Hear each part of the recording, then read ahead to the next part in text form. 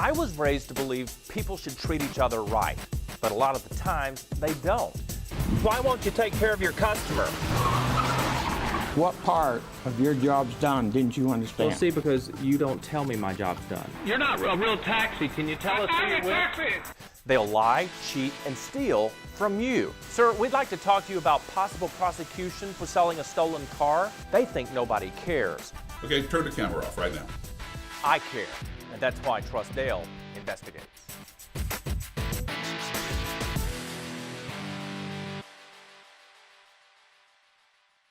Every weekend across America, hardware stores are bursting with do-it-yourself fixer-uppers, combing the aisles and looking for materials to make their renovation dreams a reality. But here's a reality check. Many of these same stores are magnets for fake contractors, preying on consumers and making promises they have no intention to deliver. On this show, we tackle real consumer problems, hold people accountable, and make consumers whole. We call our first story, Porch Poacher. Well, first of all, I feel incredibly stupid. I feel like I should have known better. Last spring, Kathy Serco hired a contractor she met at a home improvement store to build a screened porch for her and her family to enjoy during the summer. Well, I had gone to Home Depot and I was talking to somebody at the counter and I asked them if they knew anybody who did that work. And the man behind me said he did. He came to the house, he made a drawing of what I wanted done. We talked about it, he gave me a price. I thought about it for a couple days and then I told him yes. Now, instead of sitting on her porch, she's shuffling through receipts, creating a paper trail to document the more than $8,000 she paid for work never finished. He told me he needed extra money to order special skylights. He told me he needed money to put aside to pay his workers because he paid him cash. Now, I have a commission job, and I know what it's like to want to get paid, so I gave him more money. Every check was cashed at a different bank, and when he finally did show up for work, it was short-lived. And he worked probably a day and a half, and he put up the framework, and I haven't seen him since. She texted, she called, but this man always has an excuse. First, he said he was in a car accident, that he hit a boy on a bicycle, and then he was all upset about that. And then he said that he had been in the hospital, that he had heart stents put in. And then the same time he told me that, he said he could come like within a few days. He never did come back. That's when Kathy filed both a criminal and civil complaint with local law enforcement. And then they told me they tried to serve him, but the address house that they went to, whoever answered the door, they said it was a woman, said he did not live there. Frustrated and frazzled by the legal system, Kathy reached out to TrustDALE for help. Our TrustDALE producer called the contractor to ask for an explanation, but he didn't return her calls. Hey, this is Dylan. I saw that you build screen porches. But when another producer called him, posing as a prospective client, the contractor was eager to meet up to make another false deal. Coming up, we'll hear about Kathy Serk and the $8,000 you owe her. Catch him in the act. Watch as our TrustDALE team confronts Kathy's contractor. Next on TrustDALE Investigates. After giving Walter Davis, the contractor, an opportunity to explain himself, our investigative team took another approach to get him to return our calls. Hey, this is Dylan. I saw that you build screen porches. After posing as a prospective new client, our producers set up an estimate with Mr. Davis. How are you, sir? Good. Nice to meet you. Okay, let's go. You ready? We are thinking of possibly doing like maybe a porch or something like that. What? I said you got people with cameras and everything else. Mr. Davis, Consumer Investigator Dale Cardwell, how are you, sir? Have a great day. We're here about Kathy Serk and the $8,000 you owe her. Can you tell us why you still have her money? I filed bankruptcy. Well, but you're here to solicit new business. You're here to get money from our people. Are you ever going to pay her back? Following the confrontation, Mr. Davis agreed to pay Kathy back. But guess what? He didn't follow through. That's when Kathy filed a criminal complaint with local law enforcement and with the county's magistrate court. But instead of helping her, the judicial system gave her the runaround by shifting her case from jurisdiction to jurisdiction. They didn't seem to think it was very important, I guess. They didn't seem to think it was something they needed to take care of. But we did. So our investigative team asked the sheriff's department to do the right thing. Nearly a year after Walter Davis took off with Kathy's $8,200, he was picked up and charged with theft of services. Well, I'm happy that he's in jail for the fact that he should not be doing this to people. I gave him every opportunity to pay me back, and he didn't do it, so I guess that's what you get. You reap what you sow, absolutely. The Forsyth County Sheriff's Department says they won't put up with these kinds of con artists in their neck of the woods. We'd like to send a message loud and clear that we're not going to tolerate it in Forsyth County. Stealing is stealing, a theft is a theft. I didn't think people were like this. Well, if it makes you feel any better at all, TrustDALE is going to cover the cost of your demolition to get rid of Walter Davis's mess.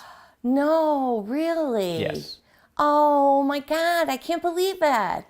Oh, that's so exciting. It's our thank you for going through this and helping other people avoid it happening to them. Oh, I just can't believe that.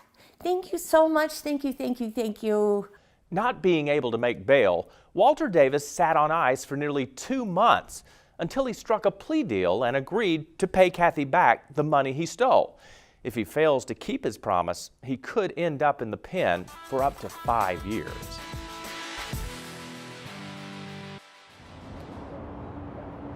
In this nation, doctors and dentists must take the Hippocratic Oath, a promise to uphold ethical standards in patient care. Those standards are overseen by state boards made up mostly of doctors whose stated purpose is to uphold and protect the public health.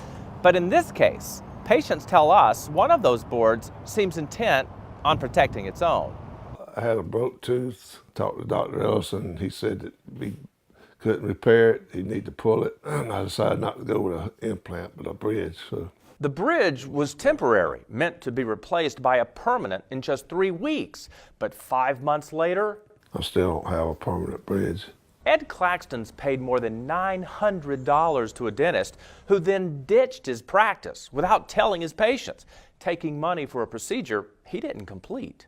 No letter to say I'm not in practice anymore or I've moved, so you'll need to find another dentist. If you want your records, we'll send them to you. Nothing, just like he fell off the face of the earth. Ed's wife contacted the state's Consumer Protection Agency and the Georgia Board of Dentistry, and they did assign an agency investigator to their case.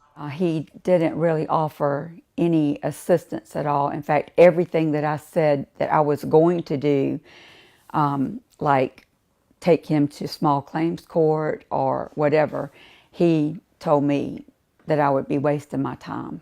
So I went to get it. I found the delinquent dentist, Dr. Ellerson, at another practice 167 miles north and 3 hours away from Statesboro.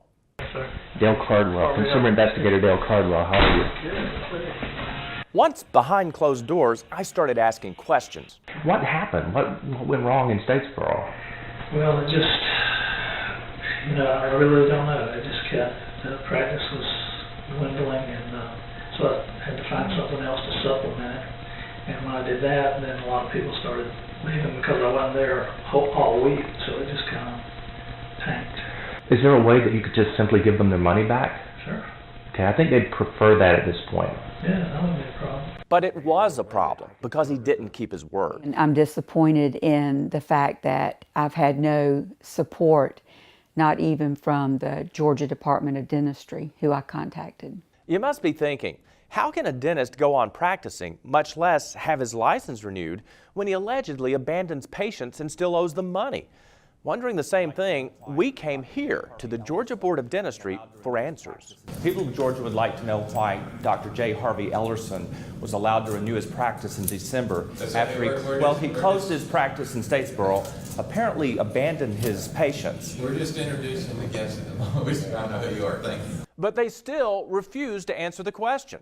Why is this man, Dr. J. Harvey Ellerson, able to practice dentistry when his patients say he abandoned them without finishing procedures, an act that, if true, is against Georgia law? You've declined to answer our questions, and I'd like to respectfully set an appointment to have these questions answered. Could we do that? Well, we'd like to let everybody else introduce themselves, please. Could you do that? And then could we set an appointment? Be respectful. Could you please? I'd like you to respect the people of Georgia and answer questions. We're here every month.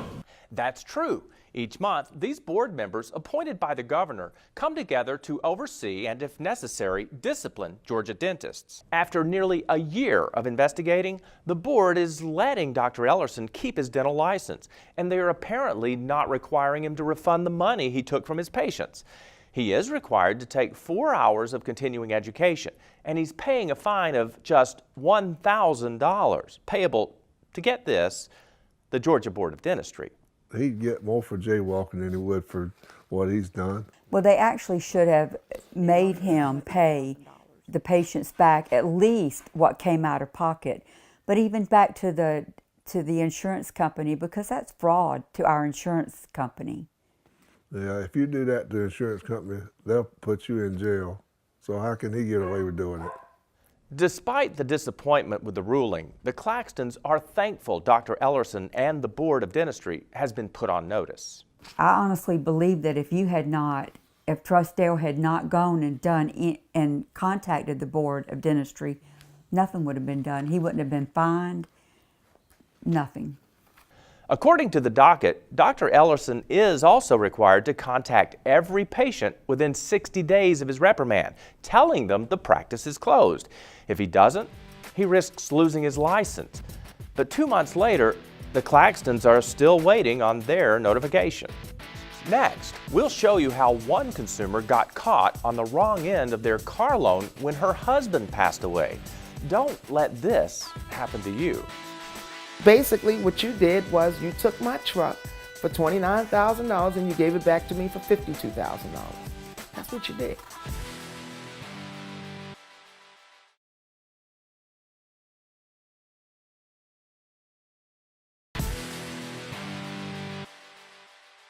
What happens when a loved one dies without leaving a will?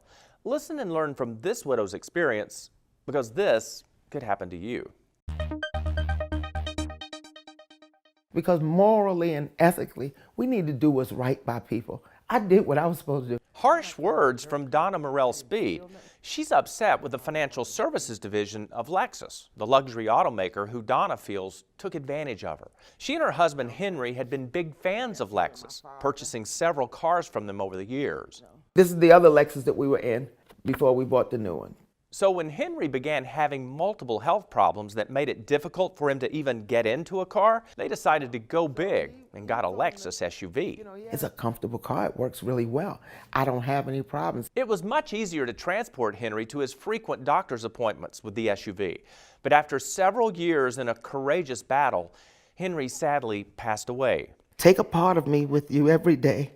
I will always love you more and more each day. Love always. HJS. Unfortunately, Henry did not have a last will and testament, and the loan for the SUV was in his name only. So 3 days after his death, Lexus called Donna on the phone. They said, well, we want to give you our condolences and tell you of your options. I'm like, options? They said, yeah, you have 3 options. You can either bring the car back, you can buy it outright, or you can refinance. Donna chose to keep and refinance the SUV, saying there are a lot of emotions attached to it. So she went into the dealership and signed new paperwork. But the remaining balance changed dramatically when using her own admittedly poor credit score. Basically, what you did was you took my truck for $29,000 and you gave it back to me for $52,000. That's what you did. Donna now owes an additional $23,000 for the Lexus. Legally, it looks like they are that they're acting in accord with the law by holding her to the terms of the contract. Attorney Terry Fields is not involved with this dispute, but she specializes in estate planning. She says she's familiar with what has happened with Donna. And I understand in this situation where she may have been dealing with a lot of grief and someone called up and she's maybe emotionally connected with the car and they're saying, well, if you want to keep it, come and re-sign. Give yourself some time. It's never a rush. It's never a rush when someone passes away. So TrustDALE reached out to Lexus to see if they would reconsider what transpired. They replied with a letter mailed to Donna. After completing a thorough investigation, we show that the loan was processed correctly and all proper steps in establishing the loan in your name was handled accurately. Lexus is choosing to stand by the legality of its actions, and what the company's doing is, in fact, legal. But just for the record, the Financial Services Division of Lexus has the option of simply allowing Donna to keep the original loan arrangement without piling on $23,000 more to the cost of the car. That being said, what can you learn from Donna's experience? The most important lesson? Get a will. It doesn't have to be expensive. In fact, you and your spouse can do it online through a legal website like LegalZoom. Second, talk to a probate attorney. In some states, you may be allowed to keep making automotive payments under the original loan. And finally, avoid making any substantial financial decisions while you're grieving, or this could happen to you. Coming up, don't get caught in the rip-off range.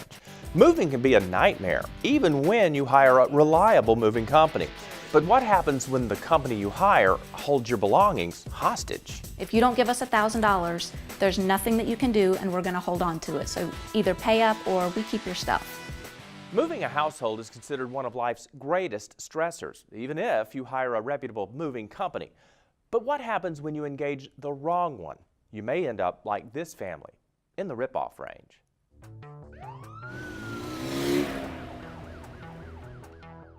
Rosemary and Richard Sweeting were getting ready to move across the country, but unlike previous moves, they had to hire their own moving company. The Army has always moved us, so it was something that we weren't used to, is having to find somebody to do the move for us.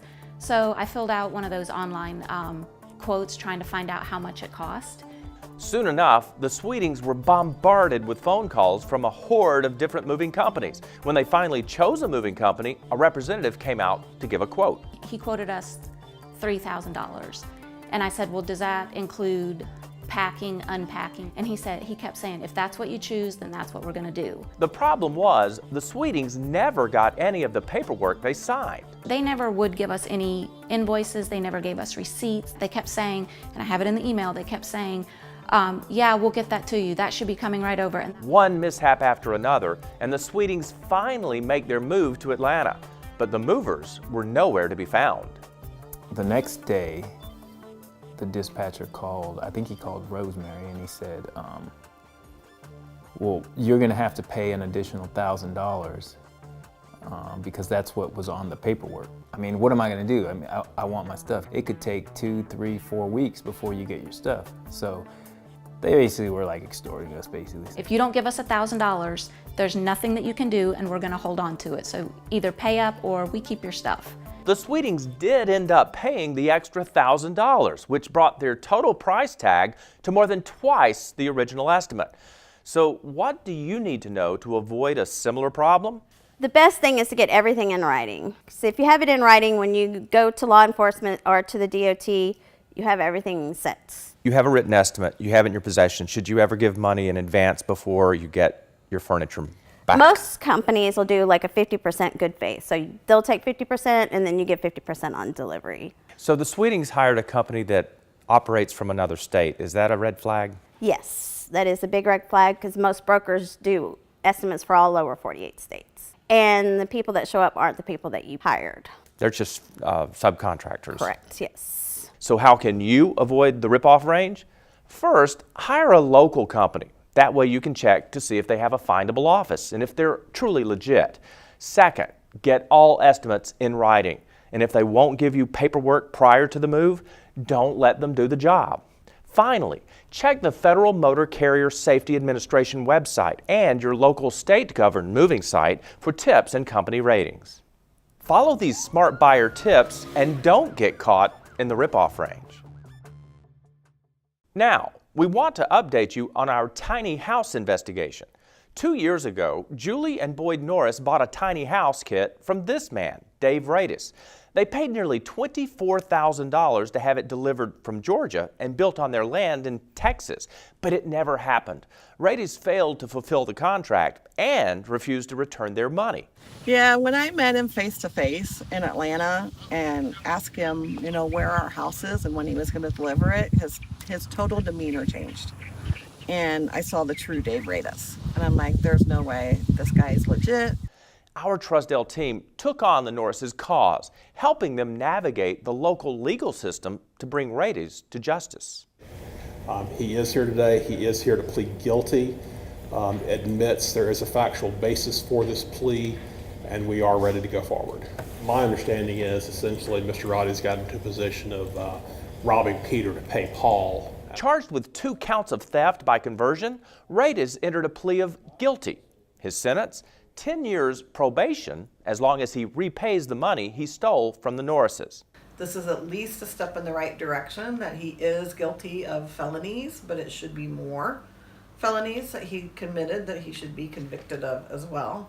So I just hope that we somehow can just, put everything in this whole ordeal behind us. So we are living in our tiny house and definitely enjoying that, but it's got a bad taste in our mouth still. Since our investigation, Radis' business, Cocoon Homes, has closed permanently. And if Radis fails to meet his financial obligation to the Norrises, he faces up to 10 years in prison. Helping people like the Norrises find solutions to seemingly unsolvable consumer problems is what we do here at TrustDALE. If you have a consumer problem you think is unsolvable, come to our website and let us know. And keep up with us on Facebook, Twitter, and our YouTube page. And we'll see you next time. TrustDALE Investigates.